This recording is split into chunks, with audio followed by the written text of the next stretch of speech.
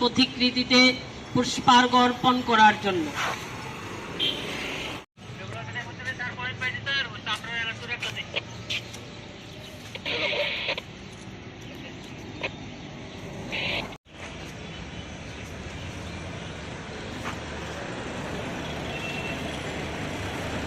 আজ 15ই November ছোটনাগপুরের British বিরোধী কৃষক আন্দোলন গোলানের অভিসন্ধি নেতা এবং আদিবাসীদের জল জমি জঙ্গল অধিকারের দাবির যে পথিকৃৎ নেতৃত্ব শহীদ বিরসা মুন্ডার 149তম জন্মদিন।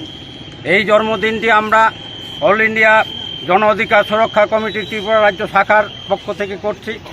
আজকের এই বিশেষ দিনটি আমরা সর্বভারতীয়ভাবেই করছি। আমাদের সংগঠন সারা ভারতবর্ষেই এই দিনটি যথাযথ মর্যাদার সহিত পালন করছি। এই দিনটির পালনের একটাই তাৎপর্য, আমাদের আজকের দিনে স্বাধীনতার ৭৫ বছর পরেও আমরা আমাদের যে বিদ্রোহী নেতা, যে বিপ্লবী নেতা বিরসা মুন্ডা যে স্বপ্ন দেখে নিজের জীবনকে বিসর্জন দিয়েছিল, তার স্বপ্নের পূরণের কোনো ধারে কাছেই নেই, বরং তার স্বপ্নের আরও অধুরায় চলে গেছে। আপনারা জানেন, ভারতবর্ষের স্বাধীনতার ৭৫ বছর পরে আমাদের দেশের এই আদিবাসীদের জল জঙ্গল অধিকার থেকে এক কোটির উপরে আমাদের আদিবাসী জঙ্গল চিরাচরিত বনবাসী জমি থেকে উচ্ছেদ হয়েছে। এবং তারপরেও আমাদের এই সরকার, বুর্জোয়া সরকার 1980 সনে এবং তারপরে 2006-এ এই জমি অধিকার নিয়ে আইন প্রণয়ন করেছিল, যেটা করে কিছুটা জমি রক্ষা করার চেষ্টা হয়েছিল।